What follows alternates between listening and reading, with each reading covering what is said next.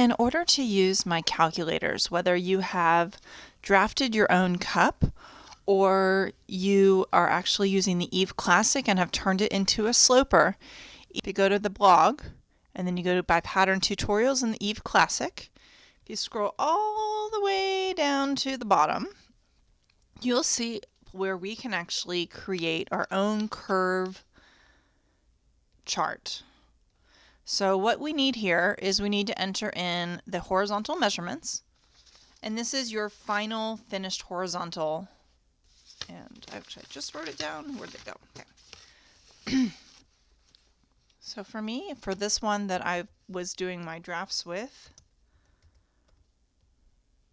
my vertical is 9 1/8, and then my total curve percentage was 27%. Now this may vary based on your own draft. So what this will do is this will give us our static amounts. And if you actually did the draft and you did the drafting calculator, your final amounts may differ from what you started with. So I would definitely use this calculator to determine your sloper curves. You can also do this back on the drafting calculator if you need to. But it's harder to control these amounts on the drafting calculator. If you notice down at the bottom, I have actually done some additional math and made it a little bit more complex, and this is what I'm calling my dynamic sloper cup curves. Now, this is where you can actually take your design. For example, this design, we have two pieces, we have one vertical seam, so we can come over here for this one, and under horizontal we're going to have 1. Now line segments, let me explain what this is. The line segments for this are going to be 2. So if we look back at our picture, we know that the apex is right about here. And so when I'm actually talking about a line segment, I'm talking about the line that part goes from the bust above and some goes from the bust below. So if you look at your sloper, we've created that star-like shape.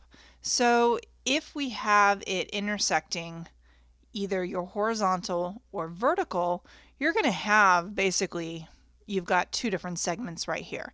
If we have a cup, and I will get to it in some of the demonstrations, that may, like our original draft has a horizontal and then just a half vertical, we would actually enter that one as your horizontal, that should have been under vertical for what I was demonstrating. But that would be the horizontal 1 and 1, but the vertical, or 1 and 2, but the vertical will be 1 and 1. So to correct what I was just trying to do, the vertical, we have one vertical. I just stuck it in the wrong column, and it would have based my math in the wrong numbers. So we have one vertical with two segments. We have the segment on the top and the segment on the bottom. And I'll go through each one of the drafts in this course to show you exactly how we're going to break it up for that design. But this down here is made to be a little bit more dynamic, meaning that you can manipulate the numbers a little bit more to see what's going to happen. So what I've also got here, so we could actually just hit calculate, and what this does is this gives us a different, this may be the same amount as above, but this one will actually tell you, okay, on those curves, on each of those line segments, you're going to need to add 6.8% for that curve. Now right here, I've also labeled about a non-uniform cup split. Now what this will do is if your bust, so let me click back the picture. So if your apex is right smack dab in the middle of the cup, we would consider that to be a uniform cup, meaning that it's about the same amount from here to here as it is from here to here.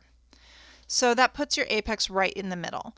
And that's usually a smaller cup, probably between an A and a D, maybe a double D cup.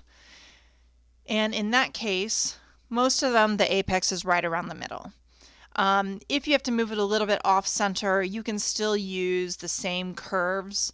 But when you're a larger cup, so kind of let's say an F, G, H, I, J, K, all the way up to Z, your apex is, is not going to be sitting right in the middle of your cup. You're going to be wanting to push the side of your cup towards the front.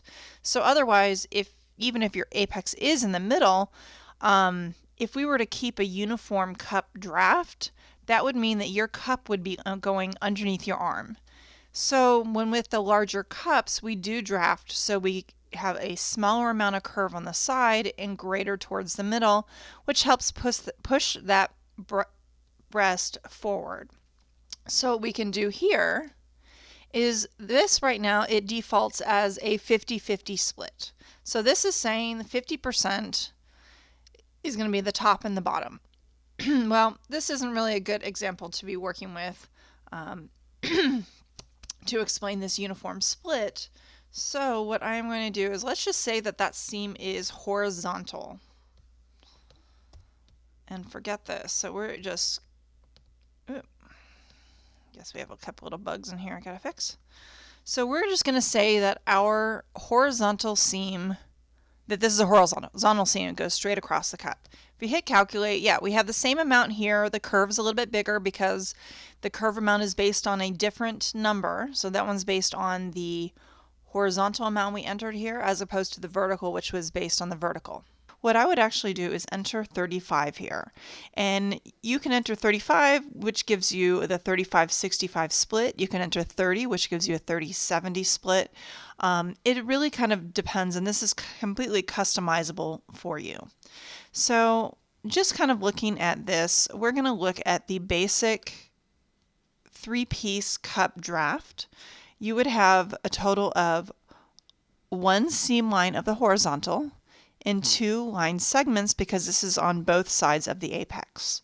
For your vertical, you would have 1 vertical seam but only 1 line segment because a 3-piece cup would actually not go all the way through the apex, it ends at the apex. And so once you hit calculate, this will give you slightly different numbers than are up here. Now, the amounts that are up here on the top, this 50%, this is going to be pretty much close to what you're going to receive from this output right here. But what this also does is, so let's just say the vertical, well, we're just keeping the vertical as is. So this would be my 50% curve because we're not distributing part of it to the top and part to the bottom. So we would ignore these amounts here. For the horizontal, what we can do is the 35% curve you can use for the outside of the cup, so the side towards your side seam. And then for the inside of the cup, you can use this amount here, which gives you more volume to the front of the cup. And what this does is this just redistributes the amount of volume in the cup. So with this in mind, we also have this option to do a push-up. So the eave is designed with push-up. And what this will do is this will take all of our mounts, so you can kind of see here, watch away, and this will actually change our mount. So this will actually say, okay, my vertical seam I am going to split in half. So we have more push-up, and it actually increases all of our percents on the horizontal. So what this is doing is this is just redistributing, so you still have 27% of your curves, but it's in a different manner. Now this is designed for someone who's a little bit more probably who has been drafting a little bit longer. So if you're new to this, I would probably skip this altogether and follow the curves up at the top. But if you're following my online course, I'll actually show you both the numbers here as well as how to enter it in for the dynamic cup curves. So this is my online form. Let me know if you have any questions, but it should be fairly straightforward, and my online courses will actually detail a little bit more. And if you did draft from the book, you can also use this chart to modify your cup curves to get this amount more updated. Thanks for watching. If you would like to have more content like this, give me a thumbs up, subscribe, or leave a comment below. Thank you very much.